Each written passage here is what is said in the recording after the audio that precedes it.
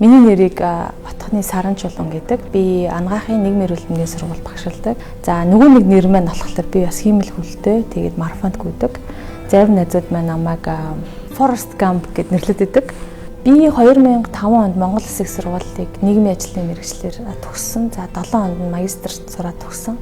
2008 онд Израилийн Иерусалим хотын еврей их сургуулийг нийгмийн эрүүл мэндийн судлаачаар төгссөн. 2016 оноос хойш сүүлийн жилүүдэд миний хувьд ахмад насны сайн сайхан байдал буюу Аз жаргалын чиглэлийн судалгаан дээр ажиллаад дуусж байгаа бас судлаач хүн байгаа. Төрийн бас байгууллагын хүрээнд болон судалгаа багшийн ажлын хүрээнд хөгжлийн бэрхшээлтэй иргэд ахмад настан бага орлоготой иргэдийн хувьд тулгамдж байгаа асуудлууд дээр хууль эрх зүйн хувьд болон бодлогын хувьд ямар асуудлууд байгааг гар бие оролцоод ингэ явсан. Дэлхийн эрүүл мэндийн байгууллага, эрүүл мэндийн яам, олон улсын байгууллагатай хамтран ажиллах замаар олон нийтийн эрүүл мэндийг сайжруулахтай холбоотой төсөл судалгааны ажлуудыг маш хэрэгжүүлдэг. За миний би жагсаалтын 4-р хөгжлийн бэрхшээлтэй иргэдэд төлөөлөн нэр дэвшиж байна. Сонгуульдаа идэвхтэй оролцохыг уриалж байна.